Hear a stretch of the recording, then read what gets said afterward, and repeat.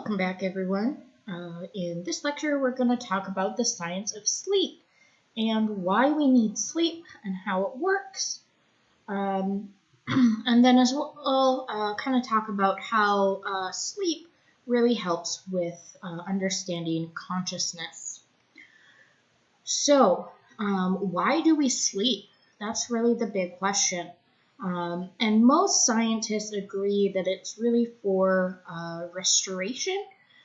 So it helps recharge our bodies from the day.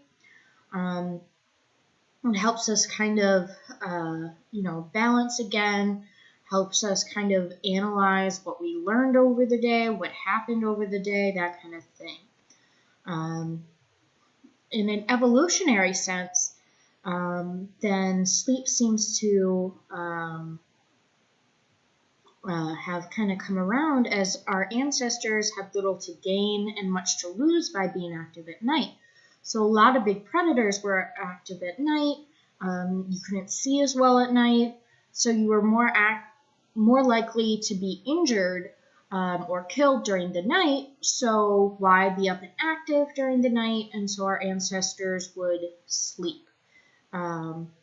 Obviously, now we don't have to worry about that quite as much, but that's why, in general, we tend to sleep at night. So, how can we talk about sleep? When talking about sleep, we usually talk about circadian rhythms.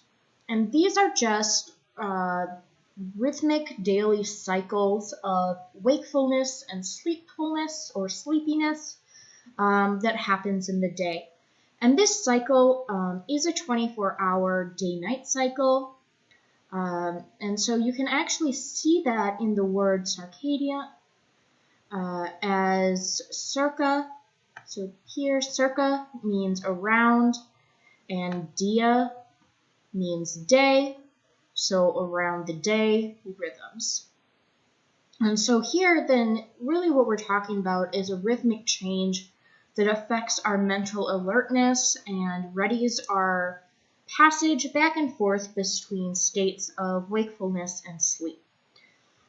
So circadian rhythms can influence our tendency to be a morning person or a night owl based on our temperature, blood pressure, our alertness peaks during the day or earlier in the day. Some people that it might be a little later in the day if they're more of a night owl. So here you can kind of see the changes in body temperature. When we're awake, we tend to run hotter. And when we're asleep, our body temperature drops to save some energy. And then again, as we wake up, it goes back up. In the middle here, we're talking about plasma melatonin. Here it's very low during the day, but then high at night. So this is why you might have heard of some melatonin gummies are really popular nowadays for if you have trouble sleeping. Your doctor might say take some melatonin. And that's because our body naturally has high levels of melatonin during sleep cycle. So if your body doesn't have enough melatonin, then it might not allow you to fall into this nice sleep cycle. So by taking more melatonin, it'll help kind of kickstart our sleep cycle. And then we have alertness. So obviously we're going to be more alert during the day, less alert at night when we're asleep. Can't really be alert when you're asleep. But for different people, then the peak of this alertness can change a little bit depending on if you're a morning person or night owl. Most people, it should peak kind of earlier in the day, but for some people it does peak a little later. And while this is the normal, these are the normal cycles, the time of day can change depending on the time of the year. If you have jet lag or someone that may work the night shift, then all of this can switch based on what time they normally get up, they normally go to sleep. So now let's talk about sleep regulation. So how do we regulate these circadian rhythms? So sleep is regulated by a specific part of the hypothalamus called the suprachiasmatic nucleus. So in our image of the brain over here, then we see the cortex is the big part here. This kind of funny looking thing at the back is the cerebellum. And then right here in this greenish color, we have the hypothalamus. And then just the tip of the hypothalamus, we have the SCN, or the suprachiasmatic nucleus, which helps regulate our circadian rhythms. And how it does this is the SCN, which I'm going to call it now, because let's be honest, it's easier. It actually sends a signal to this tiny gland called the pineal gland, and it tells it to go ahead and release melatonin. And remember that melatonin is important for the regulation of sleep cycle. And melatonin is actually a hormone that's naturally produced by the body. But again, we do have supplements in case someone's not producing enough. Now, most people require 7 to 10 hours of sleep a day. However, there are some genetic mutations that make people need less sleep, which is pretty cool. So this is one of the genetic mutations. You don't need to know that. I just thought it was a fun fact. However, if you don't get your sleep, your daily sleep, then you can get sleep deprivation. So sleep deprivation involves missing the required amount of restful sleep over 1 or more days. So you can be sleep deprived after 1 day, or you can be sleep deprived after a week of missing sleep. It kind of just adds up. And so that when you're sleep deprived, then you end up getting what we call a sleep debt. So sleep debt is the accumulated sleep loss over multiple days. So in other words, if you miss, say you're supposed to get 10 hours a day, that's what your body wants. And say you're only getting 7 hours a day. So after 1 day, your sleep debt will be 3 hours. After 2 days, it would be 6 hours. So you're pretty much just adding up the hours of missed sleep every day. Now I have some fun facts in case you guys wanted to know. The world record for most days awake, or most amount of time awake, was 11 days and 24 minutes. Obviously, that can have some serious side effects. So people that have sleep deprivation, whether it's 1 day or 11 days and 24 minutes, you'll notice they'll be more irritable, more forgetful. They'll probably feel nauseous all the time. And obviously, they'll feel incredibly tired. And sleep deprivation over long periods of time can lead to some pretty serious health issues. So really try to not be sleep deprived. The good thing is if you can make up this sleep debt. Really, you just need to sleep more. So that's a lot of times people will accumulate sleep debt on weekdays, but then on weekends they'll sleep in, and they'll get rid of this sleep debt and kind of recheck themselves back to normal, and they'll be good to go. Now, when talking about sleep, there are different stages. So let's talk through all the different stages of sleep so you can understand not only when it happens, but kind of what's happening during each stage of sleep. So you will need to know each stage of sleep as well as the information on the slides.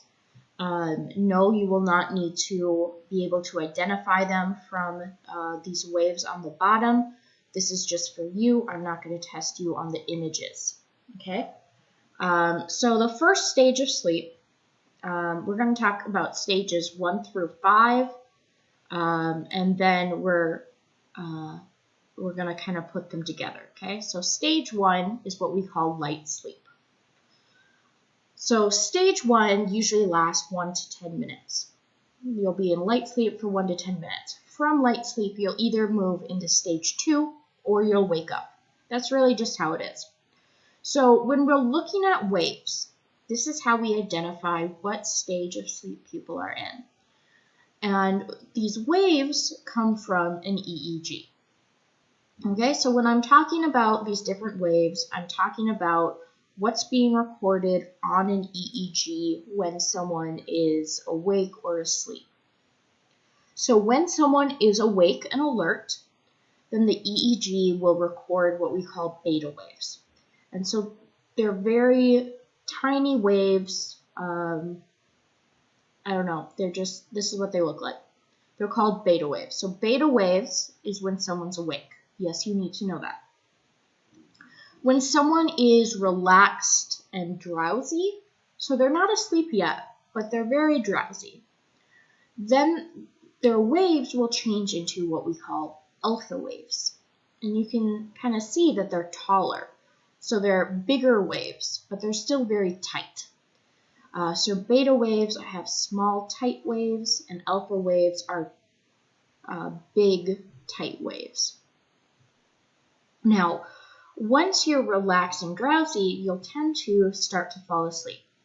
And the first stage you're always going to hit is stage 1. And remember, stage 1 is the light sleep. And we can tell when someone falls into a light sleep when they have theta waves. So theta waves is just this small example here of you get these kind of broader waves, so they're not as tight. But they're still going to be about the same height as an alpha wave. So you'll kind of have some alpha waves with some theta waves thrown in as people are going back and forth between drowsy and asleep. And this is where you might get that kind of jerky movements, or kind of, I have like the feeling that you're falling and then you'll kind of like jerk awake real quick. That happens during light sleep. So we call that hypnic myoclonic jerks, or hypnagogic imagery. Very weird to pronounce. You don't need to know that. But just know that during stage 1, that's where you'll get that kind of feeling of falling and then jerk awake real quick, or that feeling of like really weird images will pop into your head, like super weird dreams that don't seem like dreams, but like they're clearly not real. That always happens during stage 1. So from stage 1, if you're going to continue to fall deeper into sleep, you're going to go to stage 2. So stage 2 is a deeper sleep from stage 1, and this usually people will stay in stage 2 sleep for 10 to 25 minutes before they change to a different stage. So during stage 2, then your brain waves will decelerate, your heart rate slows, your body temperature will decrease, your muscles will relax, and your eye movements will stop.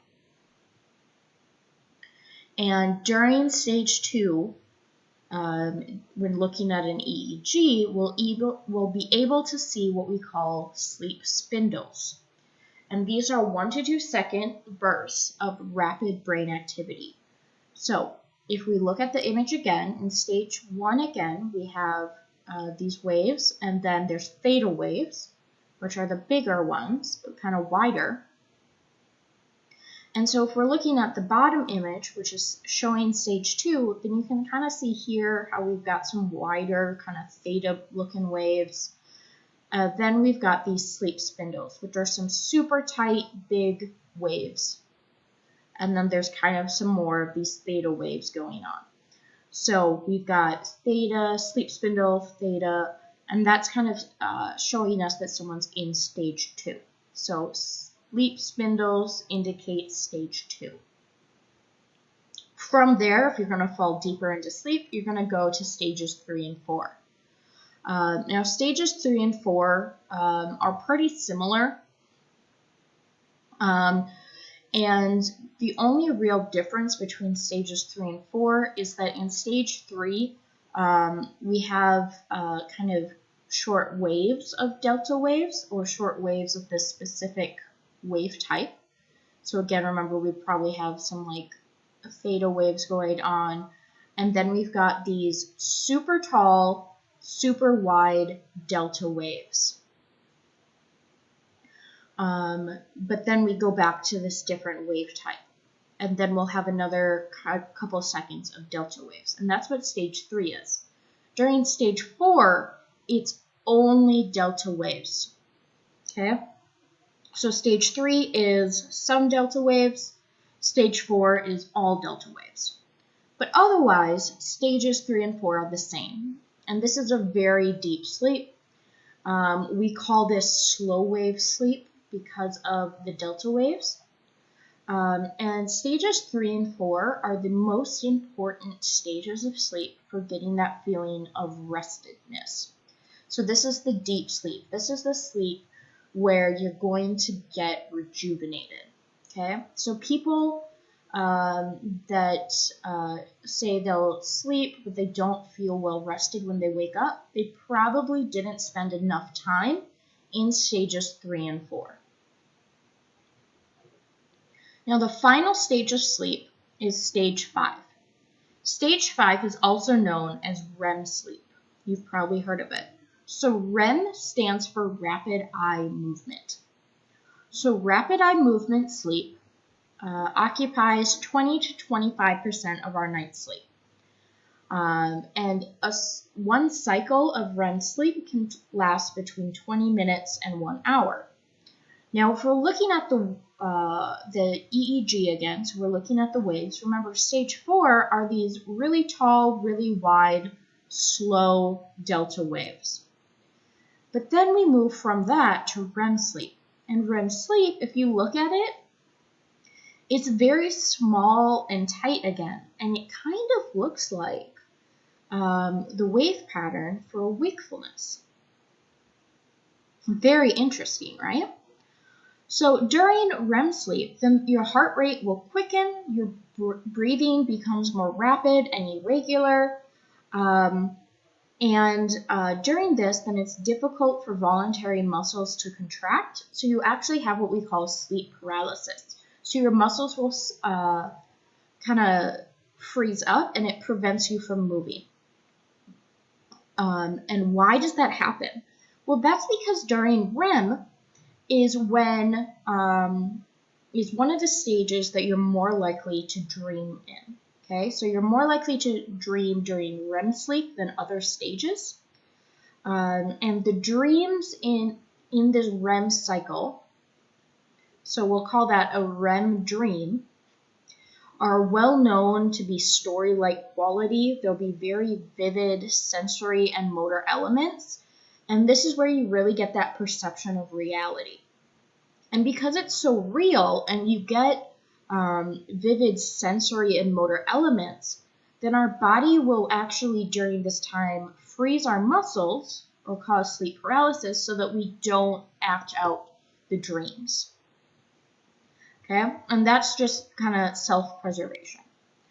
Now, you can dream outside of REM. Okay, so a common myth is that you only dream during REM. That's false. You can dream during any stage of sleep. However, non-REM dreams will lack a vivid sensory and motor experience that a REM dream does. So when you dream during REM sleep or during stage 5, it'll be very realistic and very story-like. Whereas when you dream outside of it, then it'll be very confusing and odd. So now let's kind of look at what do all the waves look like when we look at them together. So again, when you're awake and alert, then you've got these beta waves. And if we jump real quick to REM sleep or stage 5, you'll see that the REM sleep waves look very similar to these beta waves, but they're not quite the same. When you're relaxed and drowsy, you have alpha waves. During stage 1, then you'll experience theta waves. So you'll have kind of these waves here with some interruptions of theta waves. And these are these slower, bigger waves, and that's kind of when you're more asleep. From there, you'll go to stage 2, where you will experience sleep spindles. In stage 3, you'll experience some times of delta waves in between other waves. And then in stage 4, delta waves take over and you have nothing but delta waves. And then you'll go to REM sleep. Now, with these stages of sleep, the sleep cycle can change throughout the night. And you actually usually visit different periods or different stages at different times. So the longer you spend asleep, the shorter stages 3 and 4 will occur, and the longer REM periods will become. So here's a visual cue for what I just said. So this is a typical night's sleep. So on the top, you've got relaxed and drowsy. Then we've got stage 1, 2, 3, 4. And then on the bottom here, we have REM sleep. And then we've also got, here we've got dreams. So these little blue circles represent dreams. And you'll notice how they occur even when you're not in REM sleep. So in the first, hour of sleep, you start drowsy, you go to stage 1 for just a little bit of time, you fall to stage 2, you're there for a little bit longer, you go to stage 3, go to stage 4, and you stay there a nice amount of time, so you're going to get super well rested. During this time, you are you're having a couple dreams. You're going to come back to stages 3 and then 4. And then here, where it says stage 1, it's not actually stage 1. That is REM sleep, okay? So REM sleep is here. It's pretty short. It's not a very long REM sleep. And then you're going to fall back into stages 2 and 3 and 4, so you get that nice, deep, restful sleep. You're going to go back up to REM sleep, and this time REM is going to be longer. And then you're going to fall back. You're going to spend more time in stage 2. You're going to go to stage 3, but you're not going to go back to stage 4 because you've kind of used up all your stage 4. You've gotten that. You're going to go back and you're going to go back to REM. Here you're going to have lots of REM. You're going to go back to stage 2, and you're kind of just going to stay there, and you're going to go back to REM, and then stage 2, and REM, and then here this person wakes up, and that's after 7 hours of sleep. And again, you can see that you dream throughout the whole time, whether you're in REM or not. It is interesting to look here at eye movements. So here we have an eye movement when someone's going from stage 2 to 3. But otherwise, most of these eye movements are during REM sleep. Okay? Otherwise, they're usually during stage 2. There's a little bit during stage 2. You can see that, but otherwise, all your eye movements are during REM sleep, which again is why we call it REM, rapid eye movement. And so a typical person will have 4 to 5 REM periods during the night. And as the night goes on, you spend less time in the deep sleep and more time in REM. So this is the typical stages of sleep. Hope you enjoyed.